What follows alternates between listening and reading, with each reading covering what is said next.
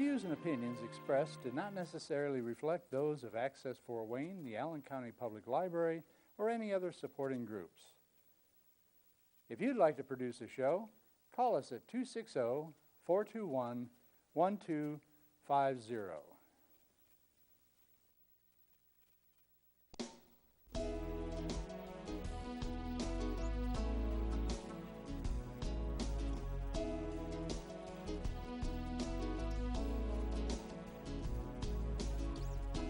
Let me be your lighthouse so I can show you the way. Let me be your shining light, keep you from drifting away. I'm the one that makes you dry. Hello, this is Patty Hunter with Patty's Page. Welcome to my show. Today we have a very special guest. Her name is Emily Boller. Hello, Emily. Welcome to my show. It's a pleasure to be here, Patty. She is an author and she has information about suicide prevention. Now, this is very serious conversation we're having here, so please have a listen, and this might help you in the future. Anyone that you know or yourself. So, Emily, where were you born? I was born in Whitley County, and I met my husband down at Purdue, and we've been married 38 years, and we have 5 children. Now we live just in Allen County, not too far from Whitley County now. So today we're here to talk about, like I said before, suicide prevention with Emily Boller. Also, we'll be chatting about healing for the families when someone did die. So how long ago, my friend, did your son die? He died, it was Memorial Day 2012, so it will be coming up on 7 years this May. Oh, that's kind of recent, kind of. Yeah. What happened to your family afterwards, after this happened? Well, it was obviously, it shattered all of us. I have 5 children, 4 remaining, and they were at this point age 13 all the way up to about 24.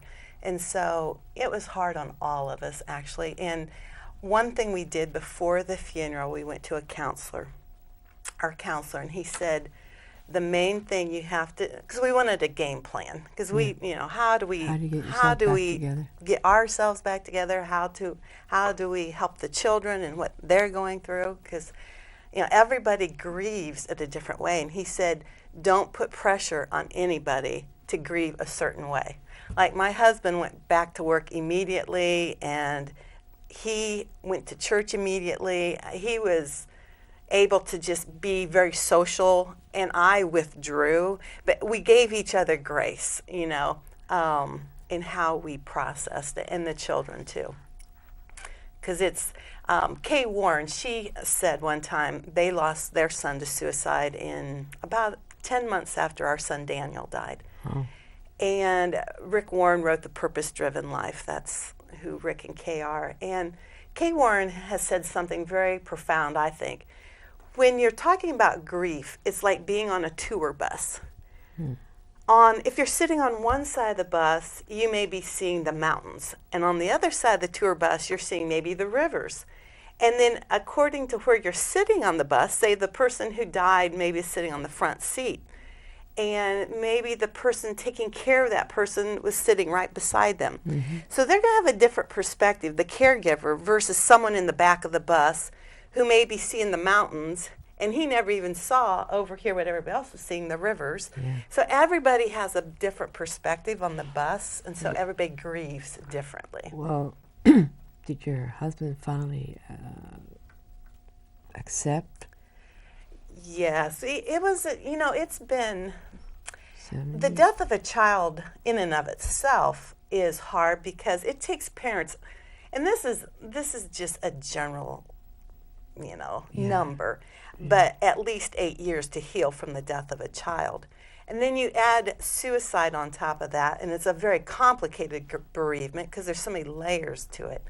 And yes, he healed. We both went to counseling. We both got help in our own ways that helped us. In your own time. In our own time. And we gave each other and the children all room to grieve in the way they needed to. Some of the kids, there were, the different phases of grief, the anger, there were just different phases, and nobody was on the same page at the same time.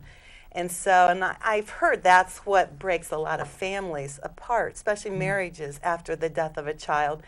Because you should be crying because I'm crying. No, maybe they're not at that place where they're crying. And so you need to just give grace to the other person. Did you, between the both of you and your husband, did you say, why didn't we see the warning signs?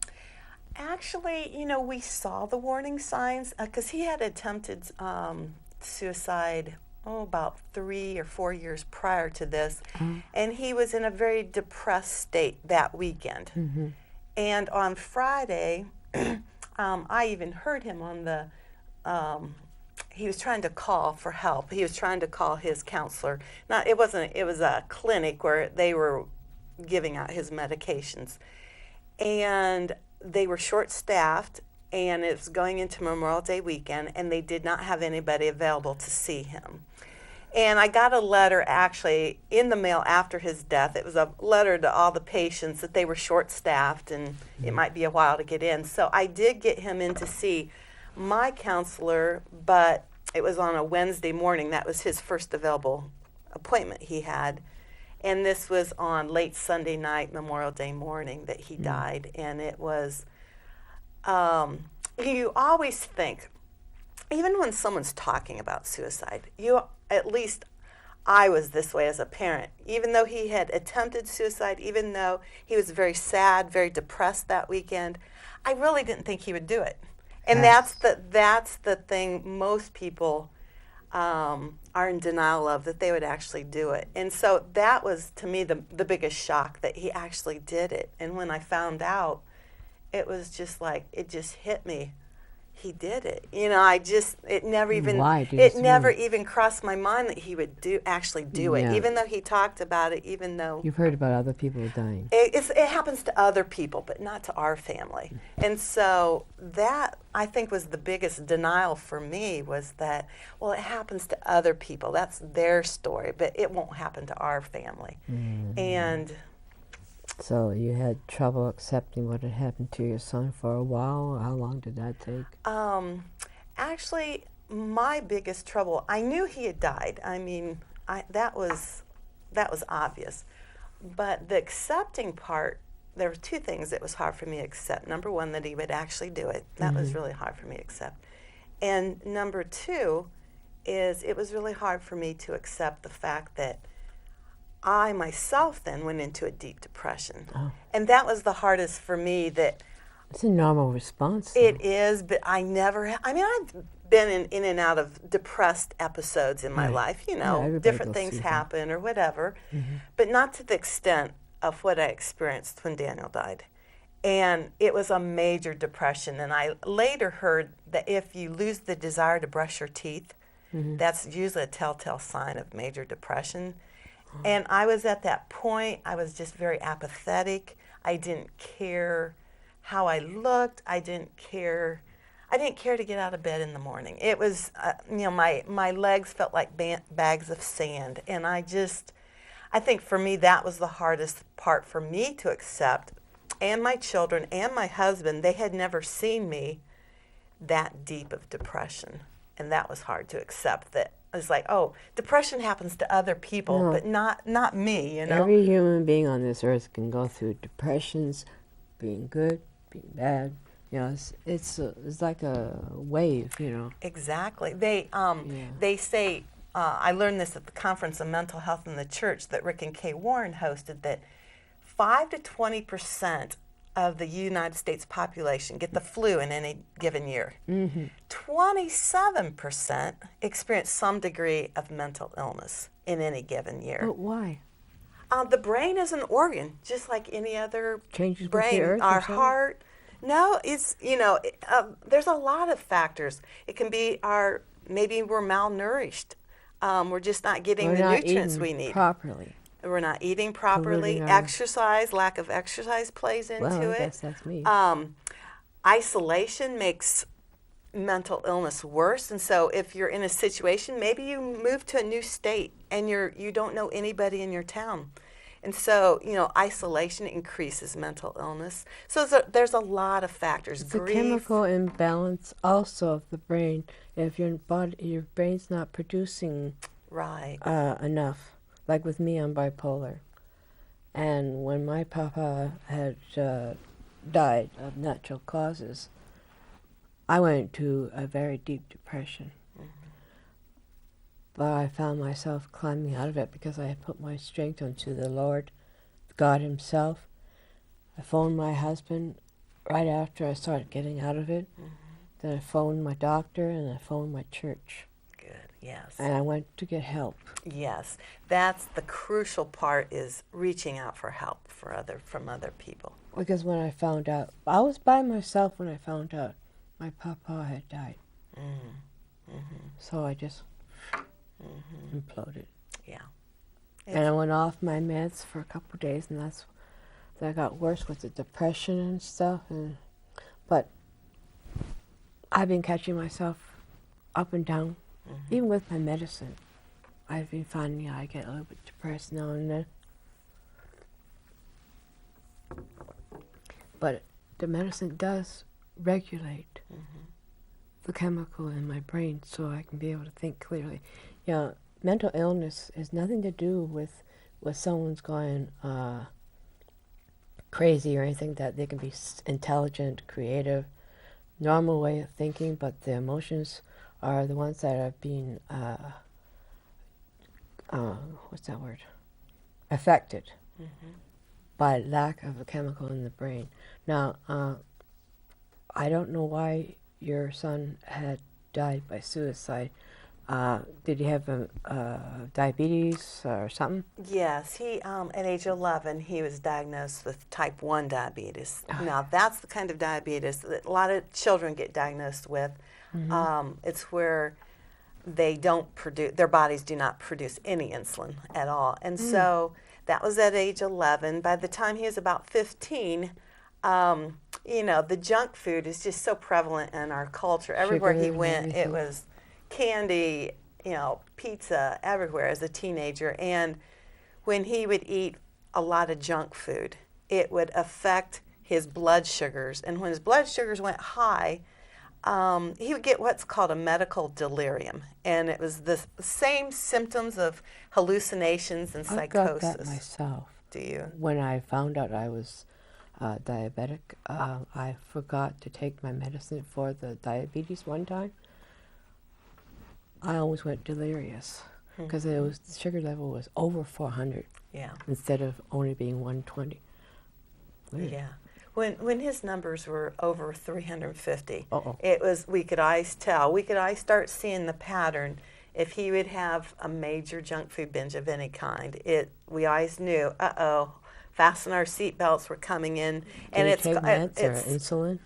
He was insulin dependent, and he was on different kind of medications throughout the years.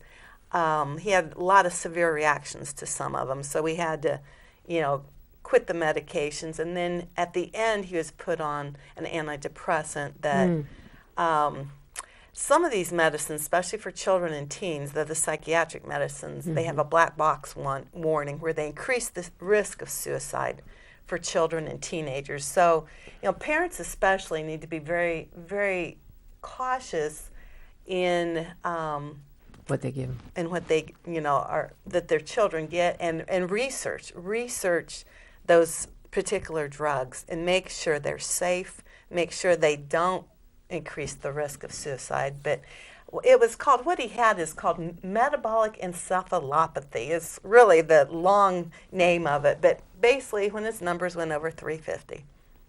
His numbers up when he had... Yes, the week before he died, just a couple of days before the funeral, I was looking through his car in his trash can, and he had empty sacks from all the major fast food restaurants. He had empty wrappers. He had I actually put all the wrappers out on the driveway and took a picture of it. Empty sacks of cookies, empty sacks of, the big liters of pop. He had honey roasted peanut butter, an empty jar. Basically, he went on a major junk food binge the week leading up to his death. There was no warning. Not that, I mean, he was suicidal, on that Friday when he was on the phone to the clinic that was managing his medicine. Yeah. But I say in part he died due to a junk food overdose, because that would always take his mind, and he was never rational in that moment. When he's in that. Exactly. And I've since talked to, there was a police officer, in fact, that I talked to one time, that a lot of the car accidents at night are related to alcohol, and a lot of little fender benders type things in the mornings are related a lot of times to blood sugars. People having either low blood sugars or their blood sugars are off. We're eating donuts and coffee first thing in the morning on an empty stomach. Sugar rush. Yeah, and so, the sugar really affected him. It affects everybody. Sugar affects everybody's mental health state. But with his, it was just more pronounced. He was over the top. He was over the top, yeah. And so that was... Did you check his blood? Yeah, I actually checked his meter after he died. A diabetic meter keeps track of the numbers. And pretty much they were all over 350, his numbers. He was even checking his numbers yet that day, but they were over 350. How did you heal from this depression? Oh my, many different things. People help you? Or? Yes. Number one, professional counseling. I went to a counselor. He was very helpful. I went to the Compassionate Friends.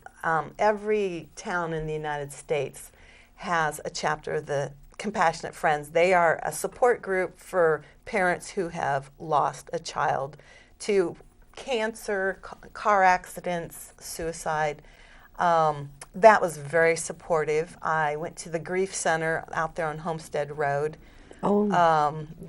The Peggy Murphy Grief Center. Yeah, I've heard of it. It's free service for people in the area. What's it called again? It's called the Community Grief Center, and it's on at the corner of Homestead and Liberty Mills Road. I had a grief counselor there. It was very good.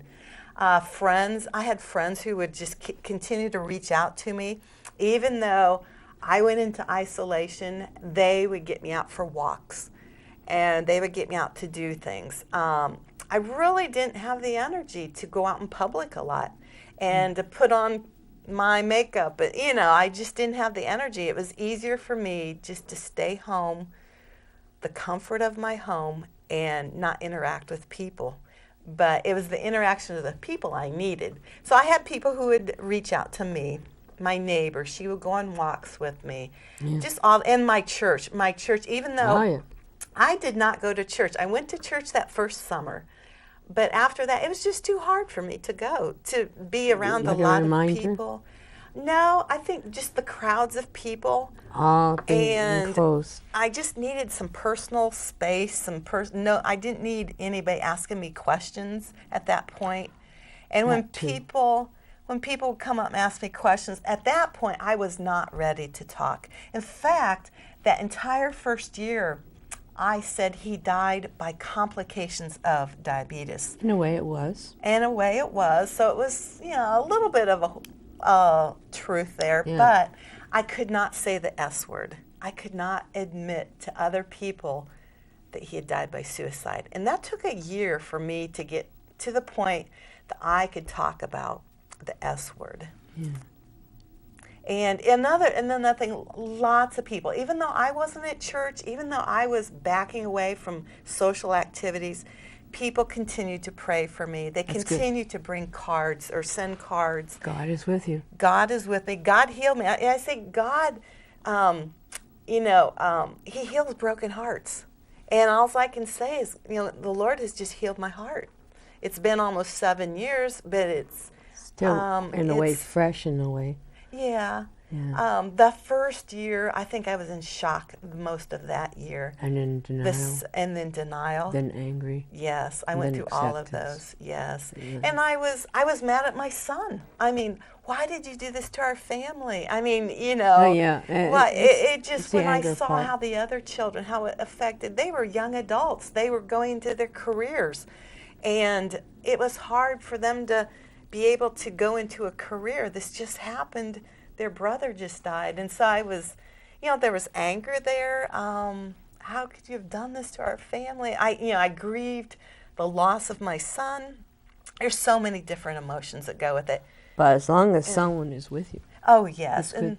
And I, you know, there was a point in the process I had to call a suicide prevention hotline on myself because I was alone one night by myself, and I was so depressed, so despondent, and I just felt so hopeless. And I actually talked to a counselor on the suicide hotline, and I didn't know if I'd actually do it, you know, carry out a suicide, but I knew enough that I could never put my family through this. Again. And it's real common actually for parents to have those thoughts of wanting to end their life after a suicide because you just feel so despondent. Helpless and Oh, the anguish. I mean, I've lost both parents to natural deaths, and yeah, same the here. anguish that you have from losing a child and then the way that he took his life, it was just, the pain was harder than I could process. And so the suicide hotline, they encouraged me to go to my counselor soon, you know, the next day, get to my counselor. Could we put up the number for suicide Lifeline? Yeah, and I was scared to call at the beginning, but they were so helpful. They just listened to me. They encouraged me to get to my counselor, and that was what I had to do. And National Suicide Prevention Lifeline. Yes. 800-273-8255. It's on our screen here to help anyone who's going through this, or the member of the families or their friends. And it's not something to be ashamed about. I learned that now, to reach out for help. It's really a sign of strength that you're willing to reach out for help, and you recognize that this is bigger than me. The pain was bigger than what I could handle. And so, like I say, I knew I could not put my family through another, you know, suicide. And, you know, thankfully, I had very supportive friends, a very supportive husband. My children have been very supportive, and I'm healed. I mean, it's not even on my radar screen, you know, the depression, the suicide. You know, my brain is healed, my body is healed, It's nice. my emotions. It's nice to be able to come through it. Yes. What are the warning signs when anyone is in danger of harming themselves? I have a list here. I don't want to miss any of these because they're all important. The number one warning sign is a previous attempt. If your child or your loved one has already attempted, that's the number one warning sign of them doing it. Major depression, excessive sadness. Mm-hmm. We really need to watch out for, you know, people who are in deep grief, because that turns into very deep sadness, that turns into depression. And so if you know someone that has gone through a recent death of a loved one, or even the death of a pet that's very, very special to them, or even, it doesn't have to be the loss of a loved one, a loss of a job that was very special to them. Any kind of loss of finances, loss of our health, maybe a car wreck. Reach out to those people who are in those spots, because those are very fragile times that we all go through. We all go through different points in our lives where, you know, those things can be triggered. Also, hopelessness. Also, if there's a sudden calmness, like if you notice the person all of a sudden is being very calm, that's a warning sign that... That's when they made up their mind. That's right. That's when they've made up their mind. They call it a suicide trance, where they go into, they're going to do it, and nothing gets in their way. And so if they come to a quiet, or they're wanting to give their belongings away, maybe they have a special box of things and they're giving their very special belongings away, that's another sign. They can also do just the opposite, be very, very happy all of a sudden because they know they're going to do it and they're relieved, they're getting out of the pain. And so that's another sign. Self-harming behaviors, like they increase their alcohol, they increase their drug use. Like for my son, he went on that major junk food binge. You know, I didn't know it because I didn't have the wrappers until after he died, but, you know, major food binges, you know, that, you know, people don't care. And also threatening suicide. A lot of times when someone's threatening a suicide, we think, oh, well, you know, they're just threatening, you know, they're manipulating me. But, you know, we need to take that seriously. A lot of them do end by suicide. The average age group? They say 75 and older is the largest age group. Because they don't think they have any more hopelessness. Maybe they've lost a spouse. Maybe their children live out of state. And they have a chronic illness. Yeah. Middle-aged males is the second leading. And then the age 15 to 34. That's a big age group. What organizations do you recommend for families who are going through this or have gone through this? There's mainly at Saddleback Church out in California, Rick and Kay Warren, Hope for Mental Illness, or hopeformentalhealth.org. That's and also the NAMI, the National Alliance for Mental Illness. They have great support. Yeah, and they have great resources. How can I help? We have about 2 more minutes. How can I help someone who's going through this? The best thing you can do is to talk to them about it. A lot of times we think if we bring up the subject, they'll do it. And that they have found that's just the opposite. You bring it up, talk about it, keep them safe, listen, don't let them be by themselves. Always make sure they're with someone. If they live by themselves and you can't reach out to them, physically out to them, phone them all the time and send people over who know him to be able to be close to him or her. And, you know, that is necessary because people do go through depressions throughout their lives. Oh, absolutely. But when it's being more depressed than normal, then they need help. So what can, do you also phone the police in cases like this? Yes, if they're talking about it, if they're threatening suicide, you need to call the police and get them involved.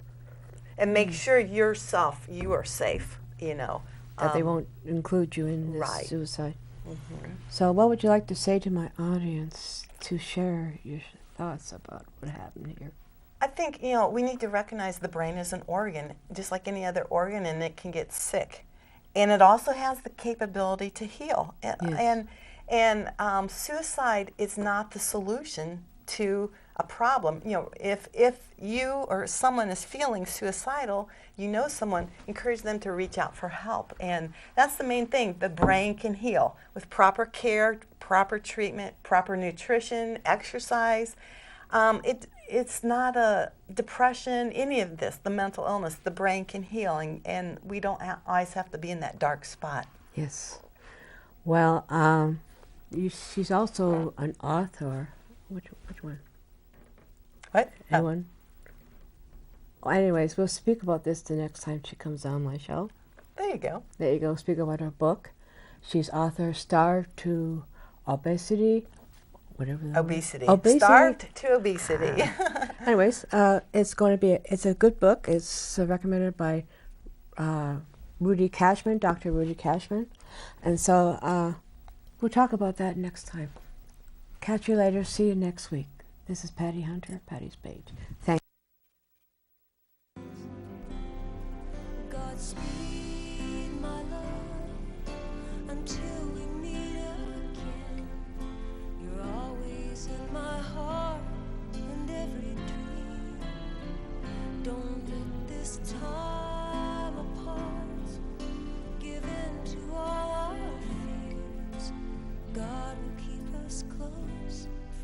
da